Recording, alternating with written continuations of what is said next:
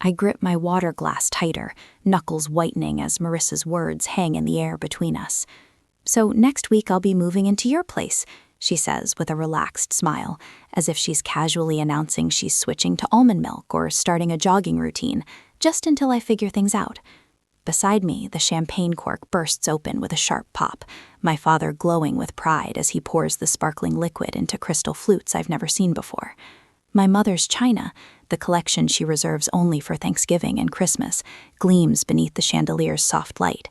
The table's careful arrangement should have warned me, an unspoken signal that something was unfolding. Marissa positioned confidently at the head of the table, the formal place settings, the chilled champagne. This is not a simple Sunday dinner. It is an ambush. "I've already begun packing," Marissa continues smoothly, accepting a flute from Dad with a polite nod. "It shouldn't take more than a day to get everything moved in." My parents exchange satisfied looks across the table, nodding as though this plan is perfectly logical, as if my agreement is merely a formality already secured. "To new beginnings," my father declares, raising his glass. Everyone follows his lead, everyone except me.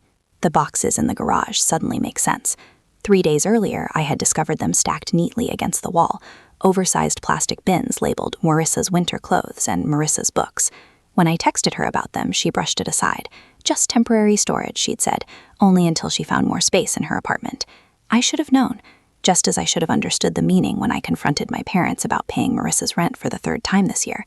"She's going through a rough patch," Mom had insisted, dismissing my concerns with a wave of her hand.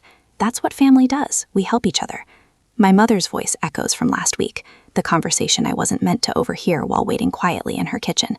"Eden is so lonely in that big house," she told Aunt Sarah. "She needs her sister's company. It's perfect timing, really. Perfect timing, as though my life exists solely to accommodate Marissa's latest emergency." I carefully set my water glass down and reach for my purse beside my chair. The trembling in my hands has nothing to do with anxiety, and everything to do with anger simmering beneath the surface. "Why do you look so serious?" Marissa laughed slightly, glancing at her parents. "This is good news for both of us. You get company, and I save money on rent for a while." My fingers close around the manila envelope I brought, the one I nearly left in the car because I thought tonight might not be appropriate. But there is never a convenient time with my family. There is only their timing, their plans, their expectations. The shaking in my hand steadies as I place the envelope on the table. "Actually," I say, my voice calmer than my emotions, "I have news too." My parents' expressions change instantly. My mother's smile fades, her eyes narrowing slightly. My father lowers his champagne glass, concern furrowing his brow. The shift is subtle but unmistakable, the united front forming against the daughter who refuses to follow the script. "What kind of news?" my mother asks, her tone carrying a clear warning. "Don't ruin this. Don't be difficult."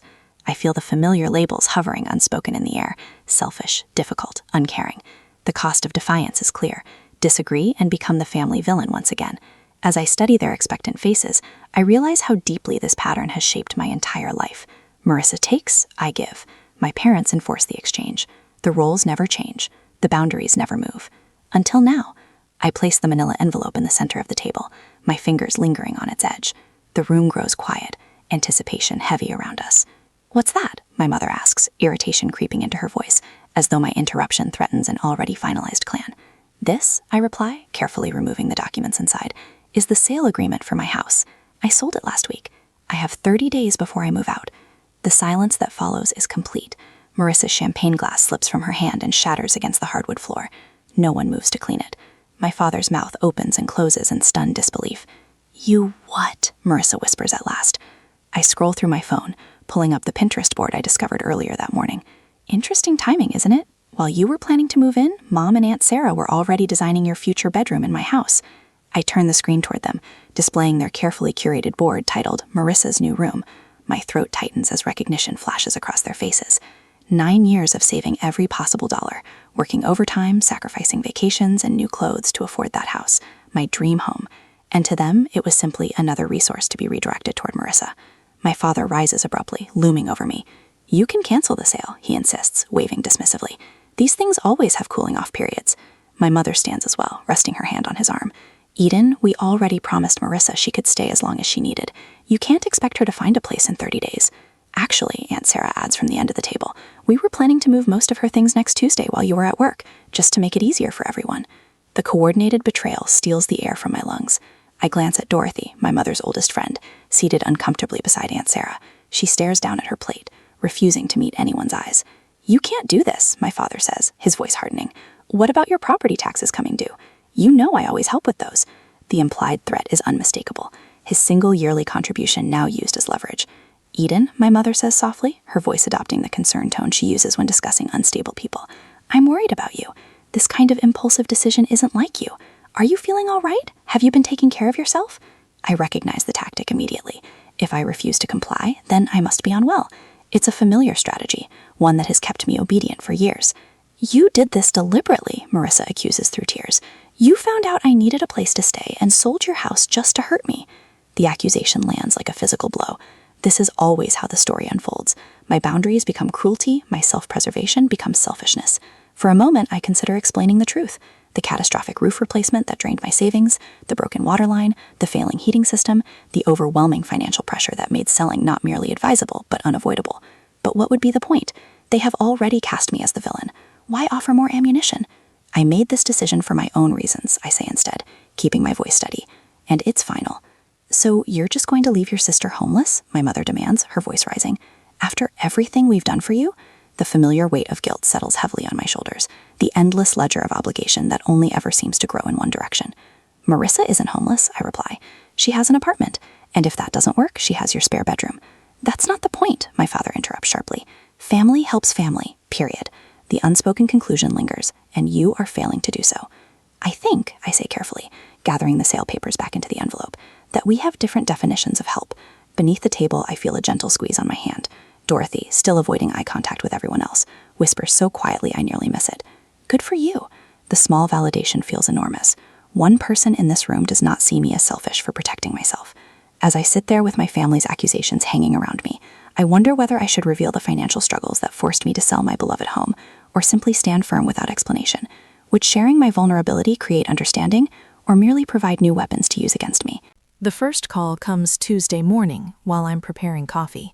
Aunt Sarah's name flashes on my phone screen, unusual so early on a weekday.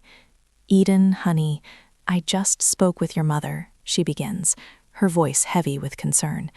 "Is it true you sold your house just to keep Marissa from staying with you?" My coffee spills over the rim of my mug, burning my fingers. "What?" "Marissa called me in tears last night," she continues, "saying you sold your beautiful home out of spite, knowing she needed somewhere to live." The sting on my hand fades as a different heat rises within my chest. "That's not what happened. Your sister will be homeless, Eden. I never thought you could be so cruel." The calls continue throughout the day. Uncle Robert, Cousin Jennifer, even my father's golf buddy Chuck, whose involvement in this situation I cannot fathom. Each conversation follows the same narrative: Marissa's suffering, my cruelty, their disappointment. While preparing dinner, I make the mistake of checking Facebook. Marissa's latest post appears at the top of my feed. The hardest lesson in life is learning who truly stands by you when times get hard. Family should be forever, not just when it's convenient. 27 sympathetic comments follow, including one from Mom. "We're here for you, sweetheart, always." The knife in my hand chops carrots with increasing force. The final blow arrives Thursday when my colleague Lisa approaches my desk, her expression tight with concern. "I ran into your sister at Starbucks this morning," she says quietly. "She told me about the house situation. If you need help finding her temporary housing, my church has a program." The carrot pieces splinter beneath my blade. "What exactly did Marissa tell you?" Lisa shifts awkwardly. "Just that she's facing homelessness because of some sudden decision you made. She seemed very upset." My jaw tightens painfully. "Thanks for your concern, Lisa. But Marissa isn't homeless. She has an apartment and parents with a 4-bedroom house." After she leaves, I lock myself in a bathroom stall, hands shaking as I text my sister. "Stop telling people I'm making you homeless. It's a lie, and you know it." Her reply comes instantly. "You're selling the house I was counting on. What would you call it?" The roof replacement came first. $11,000 I hadn't planned for when the March storms revealed leaks in 3 rooms. I emptied my vacation savings and took a small loan, convincing myself it was a one-time crisis. Then the water line burst in April, costing $8,200 in emergency repairs and landscaping restoration.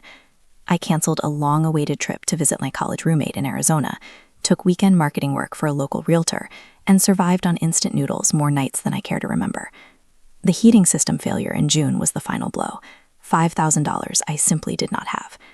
Each night after work, I sat at my kitchen table, surrounded by spreadsheets and bank statements, calculating and recalculating numbers that refused to align. That was when the crying began. Silent tears after midnight, when I was certain no neighbor walking a dog might glance through my windows and see the truth. That the woman they waved to each morning, always composed and capable, was falling apart behind closed doors. My reflection in the bathroom mirror each morning reveals the cost.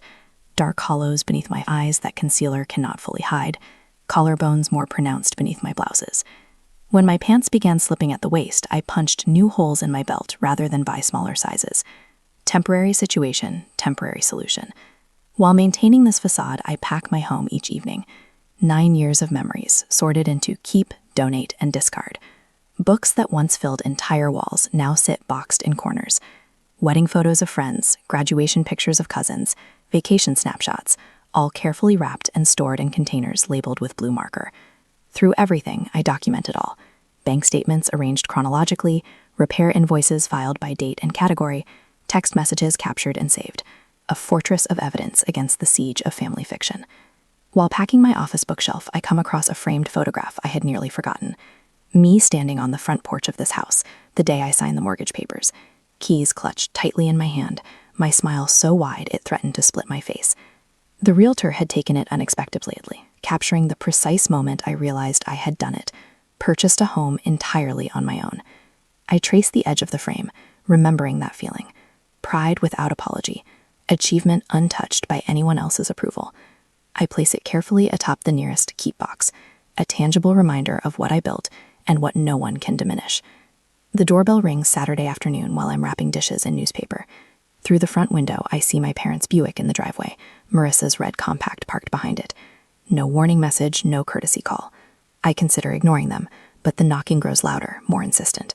When I open the door, they enter like funeral directors, solemn, judgmental, prepared to handle a difficult situation. Mom immediately notices the boxes. "You're really going through with this madness?" I fold the newspaper around another plate and secure it with tape. "The closing is in 3 weeks. Your sister needs you." Mom's voice sharpens. "You've always been selfish, but this is beyond understanding. Your sister needs you." The plate in my hands remains steady, though something shifts deep within me. My entire life, I have been told what Marissa needs. The words come out calmer than I feel. Did anyone ever ask what I need? Dad clears his throat. "Eden, be reasonable. I need financial stability. I need to sleep at night without panic attacks about bills. I need to not drain my retirement fund for house repairs I can't afford." I continue wrapping dishes methodically. Unlike past confrontations, I don't stop what I'm doing to give them my full attention. I don't offer beverages or comfortable seats. I continue my work while they stand awkwardly in my half-packed kitchen. "We're your family," Mom says, voice wavering between anger and disbelief. "Yes, you are. And I've never once asked you for money. Not for college, not for my first apartment, not for this house, and not for the repairs that drained my savings." For once, they have no immediate response. Marissa stares at the floor, unable to meet my eyes. Dad examines the ceiling as if architectural features have suddenly become fascinating. I realize with startling clarity that I no longer need their approval or understanding. The constant ache for validation I've carried since childhood has quieted, replaced by something sturdier. When I stand to reach for another stack of plates, I notice my posture has changed. Shoulders back, spine straight, eyes level with theirs instead of downcast as usual. The physical manifestation of an internal shift. Dorothy arrives that evening with Kai food and 2 bottles of wine. She helps me pack photo albums while sharing stories of her own sister, the one who didn't speak to her for 3 years after Dorothy refused to co-sign a loan. "Family patterns are the hardest to break," she says, carefully wrapping a crystal vase my grandmother left me. "But sometimes breaking them is the only way forward." Monday brings an unexpected text from my colleague Thomas. "Need help moving? Got a truck and strong back. Family often sees us least clearly. Just say when." That afternoon, Barbara, my financial advisor, emails confirmation of my townhouse application. Approval. "Based on your financials, this move reduces your housing costs by 42%. The right decision for your long-term security. Call if you need anything else." The contrast strikes me as I review these messages over dinner. These people ask what I need rather than telling me what to give. They offer specific help instead of vague demands. That night, I spread my financial documents across the dining room table, Bank statements, repair invoices, property tax assessments, retirement account withdrawals, everything meticulously organized, the complete picture of my financial reality. Tomorrow's family meeting won't be an intervention for me, but a reckoning with facts they've chosen to ignore. My one advantage remains unspoken. The sales agreement includes a 30-day rent-back clause. For a month after closing, I can stay in the house while finalizing my townhouse purchase. Breathing room they don't know I have. At exactly 7 o'clock Tuesday evening, the doorbell rings. When I open it, I find not just my parents and Marissa on the porch, but Aunt Sarah, Uncle Robert, and my cousin Jennifer standing behind them, a family firing squad assembled for execution. I stand at the head of my dining room table, a position that feels foreign yet right. The manila folder in my hands holds every financial statement, every bill, every painful reminder of why I had to sell my home. My fingers no longer tremble as I open it. Before anyone says another word, I need you all to see something. My voice carries a steadiness I don't entirely recognize. The family gathering looks larger than I anticipated. My parents, Marissa, Uncle William, Aunt Sarah, and my support team, Dorothy, Barbara, and Thomas. I lay out the documents methodically, arranging them in chronological order. Bank statements, emergency fund withdrawals, contractor invoices. Each paper tells part of the story I've kept hidden. This is the roof replacement from last spring. I slide the $11,200 invoice toward the center, where everyone can see it. The 30-year shingles only lasted 22. Insurance covered nothing. Uncle William adjusts his glasses, leaning forward with a frown that cuts deep lines across his forehead. Waterline repair, $8,200. Another paper joins the first. When the city updated the main line, it revealed my connection was deteriorating. No warning, no payment plan offered. Niece, my mother shifts in her seat but remains uncharacteristically silent. Heating system replacement, $5,000. The third major bill completes my trinity of home ownership nightmares. The energy efficiency rebate covered barely a quarter of the cost. I maintain direct eye contact as I speak, something I rarely managed in family confrontations before. Barbara nods almost imperceptibly from her seat near the window, encouraging me to continue. My emergency fund is gone. I place my bank statement on top, the balance painfully clear. My financial advisor recommended selling while the market is still hot, rather than risking a forced sale later when I might be underwater. Marissa's chair scrapes against the hardwood as she stands abruptly. This is creative accounting, Eden. You've always been good with numbers when it suits you. Her voice carries the familiar accusatory edge. You're just trying to avoid your family responsibilities. Frayne, Uncle William, whose judgment I've feared since childhood, surprises me by turning toward my sister. Marissa, what's your current employment situation? Last I heard you were between jobs. The unexpected redirection leaves Marissa fumbling. I'm exploring opportunities. The job market is complicated right now. My mother jumps in. William, this isn't about employment. Family duty exists regardless of finances. Eden has always had that beautiful house with all that extra space. Speaking of space, Aunt Sarah interjects, her reading glasses perched on her nose as she examines my heating bill. Why can't Marissa stay with you and Roger? You have that guest room you just redecorated. The conversation shifts like a current, pulling away from me and swirling around the room as family members begin questioning the arrangement I've endured my entire adult life. Dorothy clears her throat. I've known this family for 20 years. Eden bought her house without any family financial support. Meanwhile, I've watched Marissa receive help with rent, car payments, and credit card bills repeatedly. Her voice carries the weight of long observation. The pattern has been clear to everyone except those closest to it. Barbara straightens her blazer before speaking. As Eden's financial advisor, I can tell you that enabling financial dependency ultimately harms both parties. The one giving depletes their resources, while the receiver never develops crucial life skills. Thomas, sitting quietly until now, leans forward. My brother lived with my parents until he was 42. They paid their bills, made their appointments, solved his problems. When they passed, he had no idea how to function. He lost their house within a year because he never learned to manage money. He glances at my parents. Sometimes the most loving thing is to stop rescuing someone. The room falls unusually quiet as these outside perspectives penetrate the family mythology we've operated under for decades. Uncle William breaks the silence. Eden, why didn't you share these financial struggles sooner? I hesitate, the question catching me off guard. Should I maintain the privacy and independence that had served as my armor for years, or would opening up to select family members create the support system I never thought possible? Before I can answer, my father shifts in his chair, eyes fixed on the hardwood floor. It's the first time I can remember him sitting through a family discussion without dominating it. My mother's rigid posture gradually softens, her hands now resting open on the table instead of clenched in her lap. Marissa stands suddenly, grabbing her purse. This is ridiculous. You're all acting like I'm some kind of parasite. Eden has always been the golden child with her perfect house and perfect job, while everyone ignores how hard things have been for me. When no one jumps to her defense, she storms toward the door. The slam echoes through the house as she leaves. Uncle William waits for the reverberations to fade before speaking again. I think it's time we had a family financial planning session for everyone. He looks pointedly toward my parents, including Marissa. My mother's eyes glisten with unshed tears, but for once they're not being weaponized against me. My father reaches for her hand across the table, his face unreadable, but his silence speaking volumes. For the first time in a family confrontation, I'm not the one left feeling like I've done something wrong. I arranged the last of my kitchen glasses into a box, wrapping each one in newspaper with methodical precision. My final week into my 30-day countdown, and the house already feels hollow, memories peeling away with each item packed. The doorbell rings. I check my watch, right on time. My parents are nothing if not punctual when they have an agenda. I open the door to find not just my parents, but Marissa too, standing on my porch like a united front. My mother clutches her purse with white knuckles. My father's smile appears rehearsed. "Eaten, honey," my mother says, stepping inside without waiting for an invitation. "We've been talking, and we think we found the perfect solution. A compromise," my father adds, his voice carrying that false cheerfulness he reserves for difficult conversations. Marissa follows them in, her eyes darting around my half-pack living room before settling on me with a practiced look of gratitude. "I really appreciate you hearing us out." They arrange themselves on my couch, the only piece of furniture not yet wrapped in moving blankets, while I remain standing. The power dynamic isn't lost on me. "We know selling the house is your decision," my mother begins, punctuating her words with a nervous laugh. "But instead of Marissa moving in with you, what if you helped her get her own place?" My father nods enthusiastically, while carefully avoiding any mention of actual numbers. "Just a loan to get her started. With your success, it would hardly affect you." "Unlike me," Marissa interjects, her soft and rehearsed voice. "Some people just have bad luck, you know." The implication hangs heavy in the air between us. "You're successful," she's struggling. "You owe her this." My mother leans forward, her voice dropping to a conspiratorial whisper. "Eden, the family has always stuck together.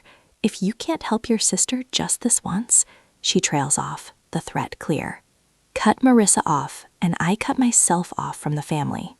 I walk to the dining room table where I've laid out several documents. They watch me, confusion replacing their certainty. "I'm meeting with my lender tomorrow," I say, picking up a pre-approval letter, "for a townhouse downtown. The monthly payment will be nearly 40% less than my current mortgage." I hand the letter to my father, whose eyes widen at the numbers. "Selling this house isn't just about Marissa.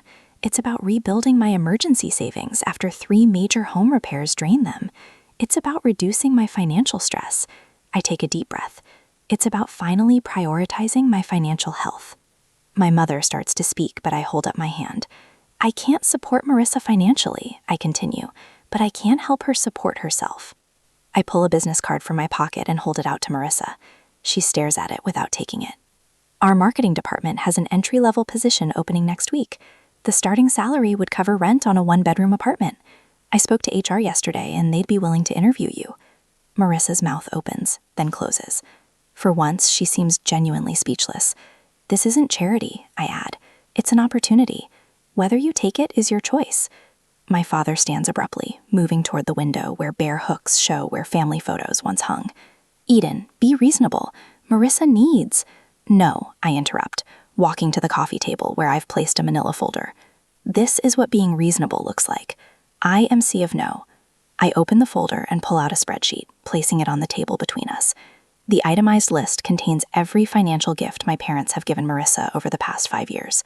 Car payments, rent supplements, credit card bailouts. The total at the bottom, circled in bright red, makes my mother gasp. "I compiled this from the conversations you've had in front of me. I suspect the actual total is higher."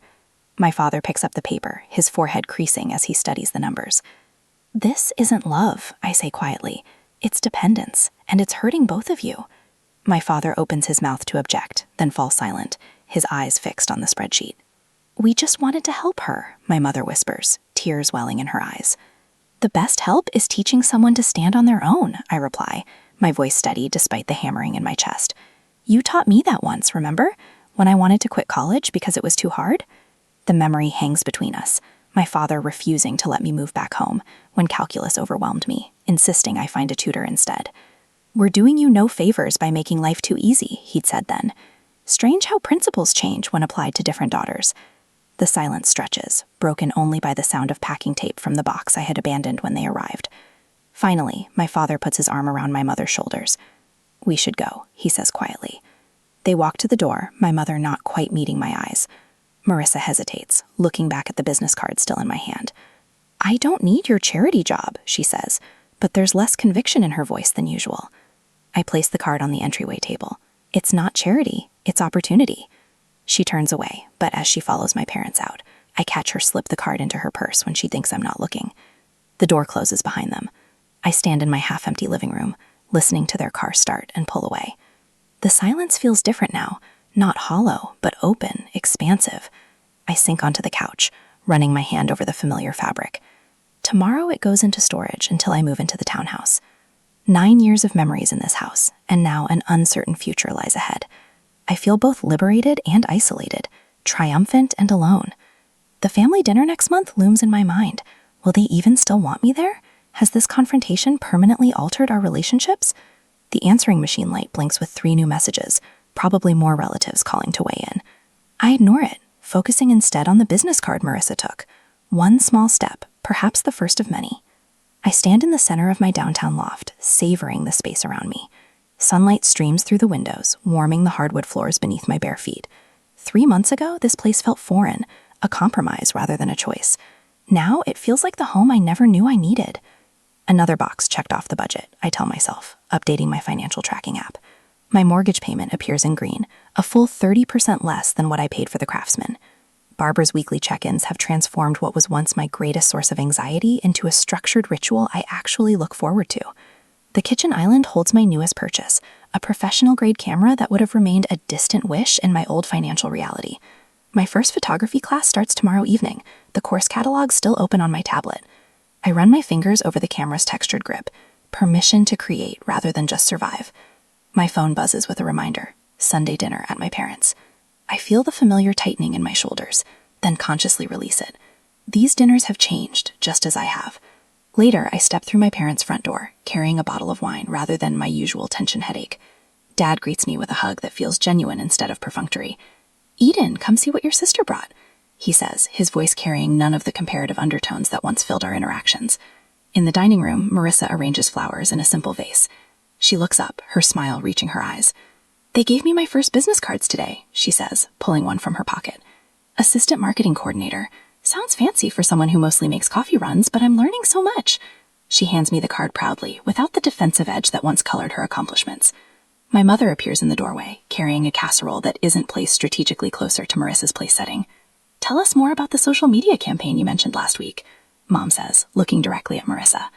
Then she turns to me. "And Eden, how was your photography class?" I blink, still adjusting to the novelty of balanced attention. As we eat, I notice my father asking thoughtful questions of both daughters, not just fawning over Marissa's every word. 1 week later, laughter fills my loft as Dorothy raises her glass. "To homes that shelter us and boundaries that protect us," she toasts. Around my coffee table sit Thomas, Barbara, Uncle William, and me, my chosen family, alongside the blood relative who surprised me most. Dorothy presents me with a frame containing 2 photos, me signing my original mortgage papers 9 years ago, and me holding the keys to this townhouse. 2 brave beginnings, she says softly. 2 very different women, I add, recognizing how much I've changed. The following weekend finds Marissa and me at my kitchen table, surrounded by spreadsheets and calculator apps. "So if I put away 15% of each paycheck, I could have first and last month's rent by January," she says, chewing her lip as she runs the numbers again. Our parents sit on our sofa, watching this scene with a mix of pride and regret. "We should have done this years ago," Mom admits quietly. "We thought we were helping, but we were hurting both of you in different ways." Dad nods, his eyes revealing the difficult journey of unlearning decades of enabling behavior. As I watch Marissa calculate her budget with determination I'd never seen before, I wonder about the fine line between helping and enabling those we love. Is it ever possible to find the perfect balance between supporting family and maintaining healthy boundaries? Or must we sometimes allow others to struggle so they can truly grow?